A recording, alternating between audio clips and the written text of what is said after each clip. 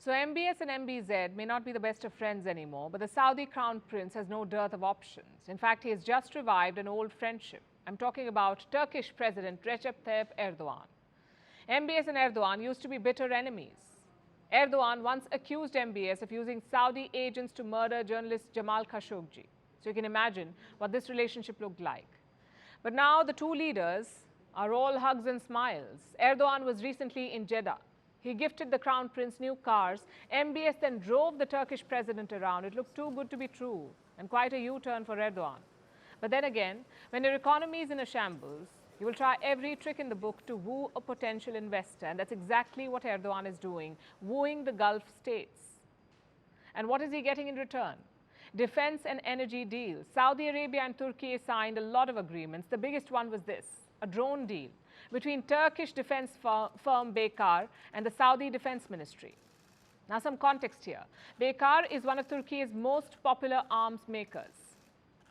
They're known for this drone, the Bayraktar TB2 combat drone. This drone is being used in conflicts all across the world, in Azerbaijan, in Libya, even in Ukraine.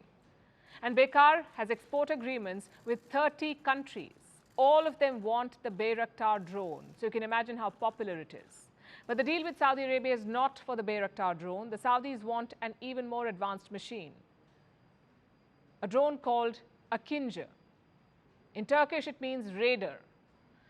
Now, the Akinja is a high-altitude, long-endurance, unmanned aerial vehicle. Simply put, it's a military-grade attack drone.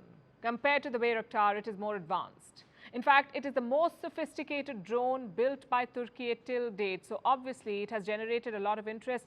6 countries have already lined up to buy it. Saudi Arabia is the 7th one.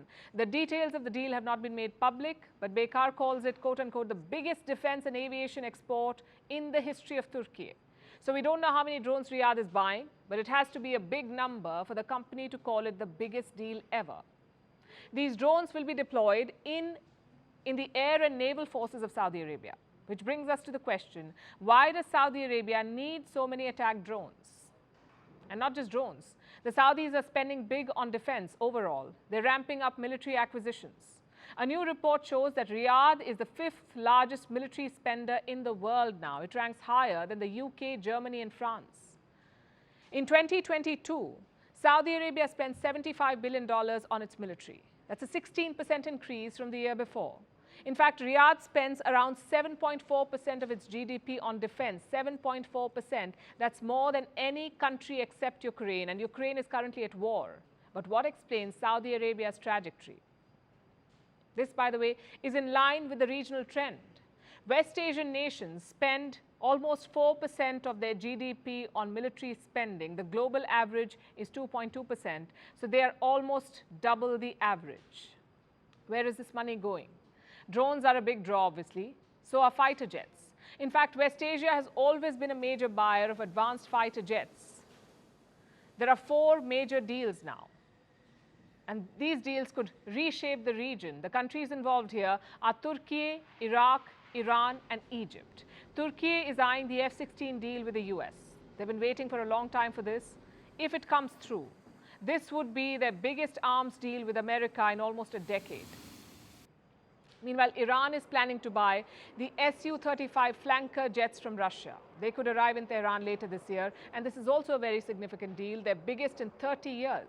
Iran has not imported 4th-generation fighters since buying the Soviet MiG-29s in 1990.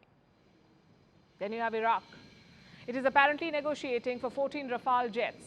And finally, Egypt, which is eyeing the F-15s from America. The talks have been on for a while. The deal could happen very soon, we are told. So West Asian nations are buying drones and fighters. What for?